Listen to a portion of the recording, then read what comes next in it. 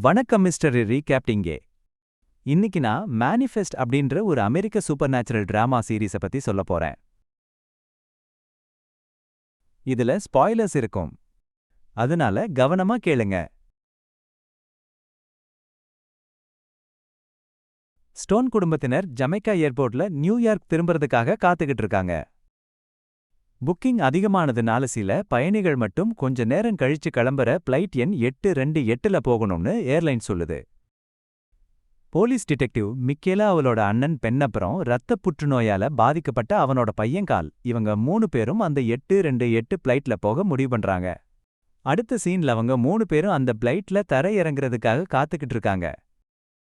திடீர்னு எங்கிருந்தோ வந்த ஒரு புயலால பிளைட் பயங்கரமா குலுங்க ஆரம்பிக்குது. லைட் எல்லாம் அணைஞ்சு எமர்ஜென்சி லைட் எரியுது. இதனால எல்லாரும் பயந்து போறாங்க. ஒரு நிமிஷத்துக்கு அப்புறம் எல்லாம் சரியாகி அவங்க JFK ஏர்போர்ட் நோக்கி பயணத்தை தொடர்றாங்க. ஆனா பைலட்ட வேற ஒரு ஏர்போர்ட்ல தரையிறங்க சொல்றாங்க. பிளைட் எண் 828ன்னு கேட்டதும் அந்த பக்கம் பேசுற ஆபரேட்டர் பதட்டமாகறார். அவங்க தரையிறங்கும்போது அங்க ராணுவமும் மருத்துவ குழுவும் தயாராயிருக்கும்னு பைலட்களுக்கு சொல்லப்படுது. குழப்பத்திலேயே அவங்க பிளைட்ட தரையிறக்குறாங்க. NSA டைரக்டர் வேன்ஸ் தான் இந்த கேஸை விசாரிக்க வராரு. அவங்க ஏப்ரல் 7, 2013ல ஜமைக்கால இருந்து கிளம்பினதாகவுமானா இப்போ தேதி நவம்பர் 4, 2018ன்னு அதிர்ச்சியான தகவலை சொல்றாரு. கடந்த 5.5 வருஷமா அந்த பிளைட்ல இருந்த எல்லாரும் காணாம போயிட்டதாவும் அவங்க இறந்துட்டதாவும் உலகம் நம்பிட்டு இருக்கு. அப்புறம் கதை அவங்க ஏர்போர்ட்ல இருந்த அன்னைக்கு போகுது. நியூயார்க் போலீஸ்ல டிடெக்டிவா இருக்கா மிக்கேலா. அவளோட குடும்பத்தினர் வெளியே பார்க்க சந்தோஷமா தெரிஞ்சாலும் உள்ளுக்குள்ள எவ்வளவு கவலையா இருக்காங்கன்னு நினைக்கிறா. அண்ணன் பெண்ணுக்கும் அவன் மனைவி கிரேஸுக்கும் கல்யாணமாகி 15 வருஷமாகியும் அவங்க ரொம்ப அந்யோன்யமா இருக்காங்க. அவங்களுக்கு கால் மற்றும் ஆலிவ்னு இரட்டை குழந்தைகள் இருக்காங்க. காலுக்கு இரத்த புற்றுநோய் இருக்கு. அவன் இன்னும் 6 மாசம்தான் உயிரோட இருப்பான் அப்படின்னு சொல்லிடுறாங்க. அப்புறம் ஆலிவ் அவளுக்கு ஒரு விசித்திரமான பேரு. பெண்ணும் கிரேஸும் எப்பவும் அவங்க பையனை பத்தி கவலைப்பட்டுக்கிட்டே அவனை காப்பாத்த வழி தெரியாம தவிக்கிறாங்க. இன்னொரு பக்கம் மிக்கேலாவோட அம்மாவள அடுத்த கட்டத்துக்கு போய் கல்யாணம் பண்ணிக்க சொல்லி வற்புறுத்துறாங்க. ரொம்ப காலமா காதலிச்சிட்டு வந்த ஜாரெட் மிக்கேலா கிட்ட கல்யாணத்துக்காக சம்மதம் கேட்டிருக்கான். ஆனா சமீபத்துல நடந்த ஒரு பாதிப்பிலிருந்து இன்னும் மீண்டு வராததுனால அவ பதில் சொல்ல தயங்குறா. மறுபடியும் இப்போ நடக்கிற கதைக்கு வந்தா பயணிகள் இதெல்லாம் ஏதோ விளையாட்டுன்னு நினைக்கிறாங்க. ஆனா வேன்ஸ் சொல்றது அத்தனையும் உண்மைன்னு சீக்கிரமே புரிஞ்சுக்கிறாங்க. மேற்கொண்டு விசாரிச்ச துலபயணிகள் கிளம்பின அன்னிக்கு எப்படி இருந்தாங்களோ அப்படியே இருக்காங்க. அவங்களுக்கு ஒரு நாள் கூட வயசாகலன்னு தெரியுது. NSA அதிகாரிகள் பயணிகள் கிட்ட பதில் கேட்கறாங்க. ஆனா மத்தவங்கள மாதிரியே அவங்களுக்கும் எதுவும் புரியல. அன்னிக்கு ராத்திரி முழுக்க அவங்கள ஒரு முகாம்ல வச்சு ஒவ்வொருத்தரா தனித்தனியா விசாரிக்கிறாங்க. அவங்க எல்லாரும் ஒரே பதில் தான் சொல்றாங்க, என்ன நடந்துச்சுன்னே தெரியலன்னு. 36 மணி நேரத்துக்கு அப்புறம் இந்த செய்தி உலகத்துக்கே தெரிஞ்சு பெரிய பரபரப்பை உண்டாக்குது. ரொம்ப காலத்துக்கு முன்னாடியே இறந்துட்டதா நினைச்ச தங்களோட சொந்தக்காரங்கள பார்க்கவங்க குடும்பத்தினர் எல்லாரும் ஏர்போர்ட்டுக்கு ஓடி வராங்க. இது பயணிகள் அவங்க குடும்பத்தினர்னு 2 தரப்புக்குமே ஒரு விசித்திரமான அனுபவம். பெண் தன்னோட மகள பார்க்கறார். அவ இப்போ நல்லா வளர்ந்துட்டா. பசங்க எவ்வளவு சீக்கிரம் வளர்ந்துடுறாங்க. காலோட இரட்டை சகோதரி இப்போ அவனை விட 2 மடங்கு உயரமா இருக்கிறத பார்த்து அவன் ஆடி போயிட்டான். ஆனா கிரேஸ் அவங்க திரும்பி வந்ததுல ரொம்பவே சந்தோஷப்படுறா. ஆனா 2 வருஷத்துக்கு முன்னாடியே அவங்க அம்மா இறந்துட்டாங்கன்னு தெரிஞ்சு பெண்ணும் மிகேலாவும் வருத்தப்படுறாங்க. இத அவங்களால ஏத்துக்கவே முடியல. அதனால முதல்ல வீட்டுக்கு போய் ஓய்வெடுக்கலாம்னு முடிவு பண்றாங்க. ஊரே இத பத்தி குழப்பத்துல இருக்கிறப்போ இந்த குடும்பம் அவங்க மாறிப்போன வீட்டுக்குள்ள குடியேறாங்க.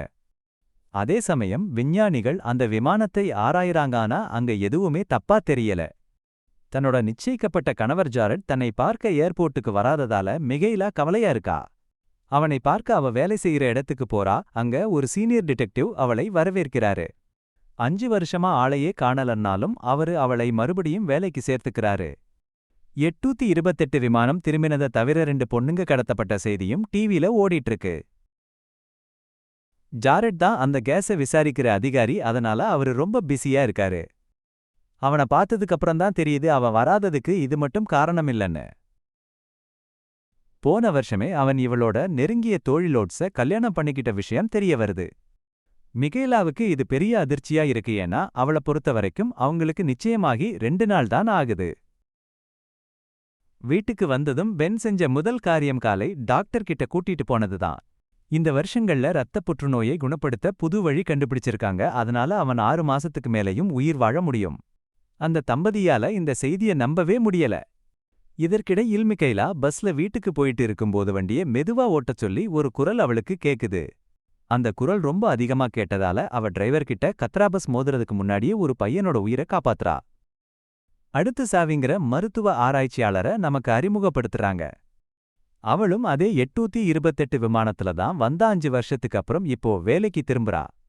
காணாமல் போவதற்கு முன்னால் அவள் சமர்ப்பித்த அந்த ஆராய்ச்சி கடந்த 2 வருடங்களாக பயன்பாட்டில் இருக்கிறது. மேலும் அது புற்றுநோயையே குணப்படுத்தியிருக்கிறது. அவளுடன் வேலை பார்ப்பவர்கள் அவளை வரவேற்க ஒரு சர்ப்ரைஸ் பார்ட்டி கொடுக்கிறார்கள்.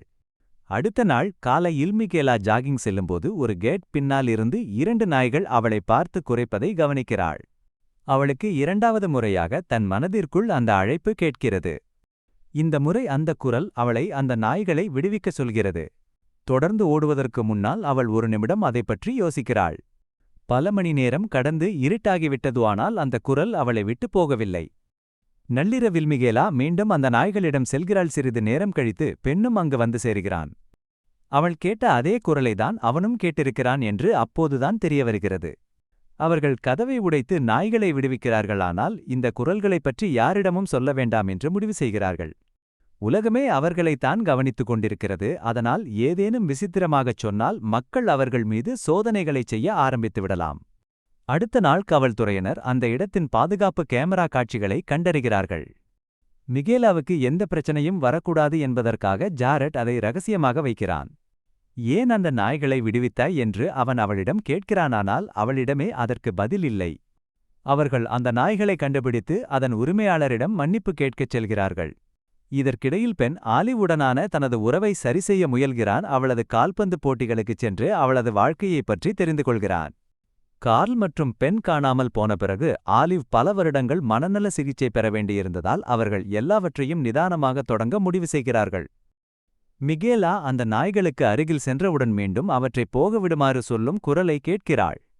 ஜாரெட் அந்த நாயின் உரிமையாளரிடம் நிலைமையை விளக்கிக் கொண்டிருக்கிறானால் அந்த குரலால் மிகேலாவால் எதிலும் கவனம் செலுத்த முடியவில்லை.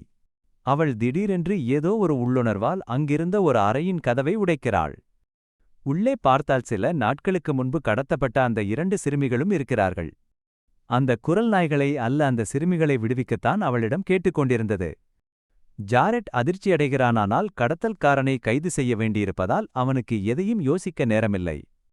மிகேலா திரும்பிய உடனேயே இந்த வழக்கை தீர்த்ததால் அவள் மீண்டும் பணியை தொடர தயாராக இருப்பதாக காவல்துறை நம்புகிறது. அவர்கள் அவளை வேலைக்கு வர அனுமதிக்கிறார்கள். ஆனால் சில நாட்களுக்கு அலுவலகப் பணிகளை மட்டும் பார்க்கச் சொல்கிறார்கள். மற்றொரு இடத்தில் பெண்ணும் அவனது குடும்பத்தினரும் சேர்ந்து ஒரு விளையாட்டை விளையாடிக் கொண்டிருக்கிறார்கள். கிரேஸின் காதலனிடமிருந்து அவளை மிகவும் மிஸ் செய்வதாக ஒரு செய்தி வருகிறது. பெண் திரும்புவதற்கு முன்பு அவள் ஒரு ஆணுடன் பழகிக் கொண்டிருந்தாளானால் அதை இன்னும் பெண்ணிடம் சொல்ல அவளுக்கு துணிச்சல் வரவில்லை. அதே சமயம் அந்த விமானத்தில் வந்த சில பயணிகளுக்கு லேசான தலைவலி ஏற்படுகிறது. மேலும் அவர்கள் மனதுக்குள் ஏதோ ஒன்று உடனடியாக விமான நிலையத்திற்குச் செல்லச் சொல்கிறது.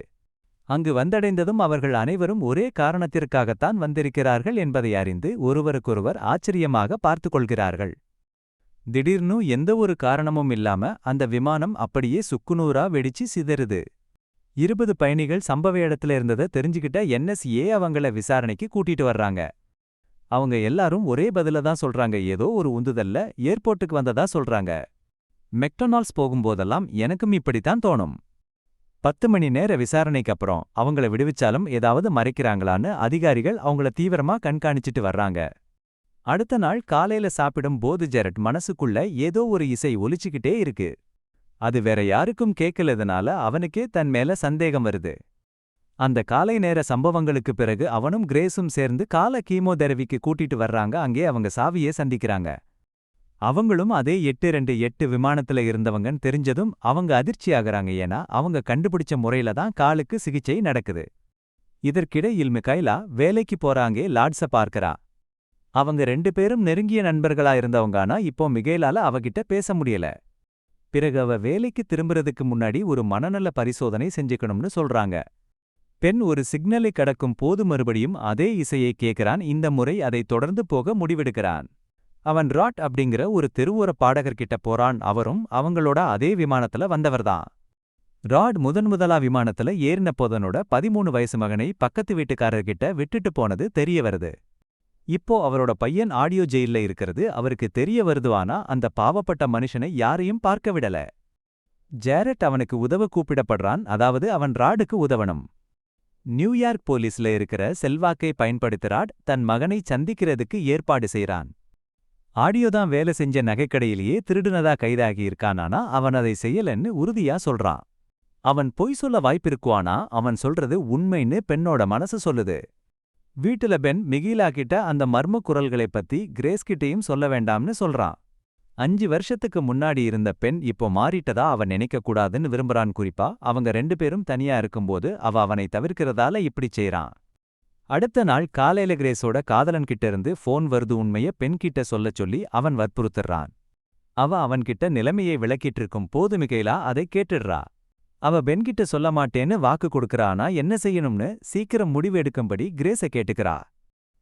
பிறகு மிகைலா ஆடியோவோட வழக்கை பத்தி விசாரிக்கும்போது எல்லா ஆதாரங்களும் அவனுக்கு எதிராவே இருக்கு. ஏன்னா கடையில எந்த உடைப்பும் இல்ல, அதோட அவன் பொய் ஐடிய கொடுத்துதான் வேலையில சேர்ந்திருக்கான். ராட் அவன்கிட்ட மறுபடியும் பேச போறான், ஆனாதான் அதை செய்யலன்னு ஆடியோ மறுபடியும் சொல்றான்.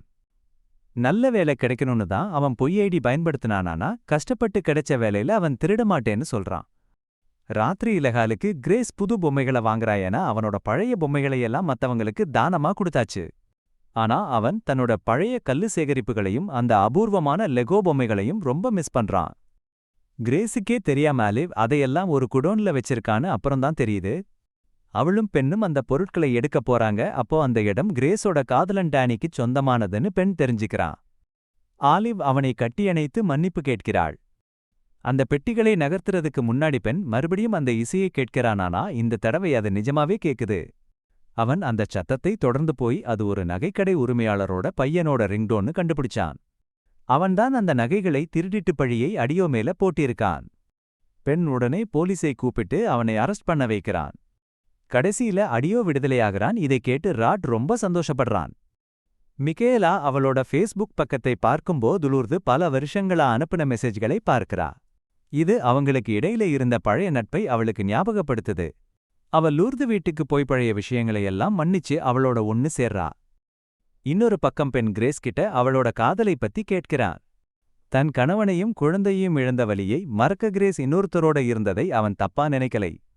இப்படிப்பட்ட புரிதல் உள்ள ஒரு கணவன் கிடைச்சதுக்கு கிரேஸ் ரொம்ப பெருமைப்படுறா. அதுக்கப்புறம் 828 விமான பயணிகளில் ஒருவரான கெல்லி அறிமுகமாகிறார். அவர்களுக்கு நடந்ததை பற்றி அவர்தான் அதிகமாக பேசி வருகிறார். அவ பல பேட்டிகள்ல கலந்துகிட்டு அரசாங்கம் ஏதோ ஒரு விஷயத்த மறைக்குதுன்னு குற்றம் சாட்டுறா. அப்போ ஒரு நாள் ராத்திரி நியூஸ் பார்த்துட்டு இருக்கும்போது யாரோ அவளை சுட்டு கொன்னுடுறாங்க. சில மணி நேரங்கள்ல அவளோட வீட்ட போலீஸ் சூழ்ந்துடுச்சு. பெண்ணும் செய்திகள் மூலமா இதை தெரிஞ்சுக்கிறான். கெல்லி ஒரு பயணியா இருந்ததால இந்த கொலை நடந்திருக்கலாம்னு சந்தேகப்பட்டு அந்நிய மனுஷங்க கிட்ட கவனமா இருக்கச் சொல்லி குடும்பத்துக்கிட்ட சொல்றான். சாவி கிட்ட இருந்து அவனுக்கு ஒரு ஃபோன் வருது. கல் திரும்பி வர்றதுக்கு முன்னாடி அவனோட ரத்தத்துல இல்லாத ஒரு புதிய புரோட்டீனை தான் கண்டுபிடிச்சதா அவ சொல்றா. அது என்னன்னு சரியா கண்டுபிடிக்கிறதுக்கு முன்னாடி இத ரகசியமா வைக்கலாம்னு அவங்க முடிவு பண்றாங்க. அந்த ஃபோன் காலுக்கு அப்புறம் மிகேலாவும் பெண்ணும் இந்த கொலையை விசாரிக்க கெல்லியோட வீட்டுக்கு போறாங்க. ஆனா வேன்ஸ் அவங்களை உள்ளே விடாம வெளியே அனுப்பிடுறாரு. ஏன்னா 828 விமானம் சம்பந்தப்பட்ட விஷயம் நாட்டோட பாதுகாப்பு தொடர்பானதுன்னு சொல்றாரு. வெளியே அவங்க கெல்லியோட கணவன் டெய்லரை சந்திக்கிறாங்க. நேத்து தன் மனைவிக்கு ஏதோ ஒரு உள்ளுணர்வு வந்ததா அவர் சொல்றாரு. அவங்க அதைப் பத்தி மேலும் கேட்கறதுக்குள்ள அவர் அங்கிருந்து போயிடுறாரு. உன் உண்மையை ஏற்றுக்கொள் என்கிற வார்த்தை மிகேலாவோட மனசுல திரும்ப திரும்ப ஒலிக்குது. கெல்லி தன் பேட்டியிலையும் அதையே சொல்றதை கேட்டு கெல்லியோட கொலையாளியை கண்டுபிடிக்க வேண்டியது தன்னோட கடமைன்னு அவ புரிஞ்சுக்கிறா. அப்புறம் அவளும் பெண்ணும் ஈமச்சடங்குக்கு தயாராகிட்டு இருக்க டெய்லர் கிட்ட பேச போறாங்க. கெல்லி பேட்டி கொடுத்ததுனாலதான் கொல்லப்பட்டான்னு அவரும் அங்க இருக்கிற வேலைக்காரியும் நினைக்கிறாங்க. அங்க விருந்தினர்கள் வர ஆரம்பிச்சதும் அந்த அண்ணனும் தங்கச்சியும் அங்கிருந்து கிளம்பிடுறாங்க. ஆனால் இது மைக்கேலாவுக்கு தன் தோழி ஈவியின் மரணத்தை ஞாபகப்படுத்துகிறது. அந்த விமானம் காணாமல் போவதற்கு சில மாதங்களுக்கு முன்பு மைக்கேலா ஈவியுடன் ஒரு கார் விபத்தில் சிக்கினாள். அந்த விபத்தில் ஈவி இறந்துவிட்டாள். மைக்கேலாதான் காரை ஓட்டியதால் அவளால் தன்னை ஒருபோதும் மன்னிக்கவே முடியவில்லை. உண்மையை ஒப்புக்கொள்ளும் விதமாக அவள் ஈவியின் பெற்றோர் வீட்டிற்குச் சென்று அவளுடைய அம்மாவைச் சந்திக்கிறாள். கடைசியாக மைக்கேலா இங்கு வந்தபோது அந்த தம்பதியினர் அவளை பார்க்க விரும்பாததால் விரட்டப்பட்டாளானால் இம்முறை பெவர்லி அவளை உள்ளே அழைக்கிறாள். டெவர்லிக்கு மறதி நோய் இருப்பதையும் தன் மகள் இன்னும் உயிரோடு இருப்பதாகவே அவள் நினைப்பதையும் மைக்கேலா விரைவில் கண்டறிகிறாள். ஆனால் அவளுடைய கணவர் ஈவியின் மரணத்திற்கு இன்னும் மைக்கேலாவைத்தான் குறை கூறுகிறார். இந்த சந்திப்பிற்கு பிறகு மைக்கேலா வேலைக்கு சென்று ஜாரட்டை சந்திக்கிறாள். அவன் கெல்லியைப் பற்றி விசாரித்து அவளும் அவள் கணவரும் ஒரு பெரிய வணிக வளாகத்தை வைத்திருப்பதை அறிந்து கொள்கிறான். நேற்று கெல்லியைப் பற்றி பேசும்போது அந்த வேலைக்காரி ஒரு வணிக வளாகத்தைப் பற்றி குறிப்பிட்டது மைக்கேலாவுக்கு நினைவுக்கு வருகிறது. அவர்கள் தேடும் விடைகள் அந்த வணிக வளாகத்தில் இருக்க அதிக வாய்ப்புள்ளது. இது போன்ற கூடுதல் வீடியோக்களுக்கு சந்தா சேருங்கள் அறிவிப்புகளை ஆன் செய்யுங்கள். மேலும் சேனலுக்கு உதவ ஒரு லைக் போடுங்கள். பார்த்தமைக்கு நன்றி.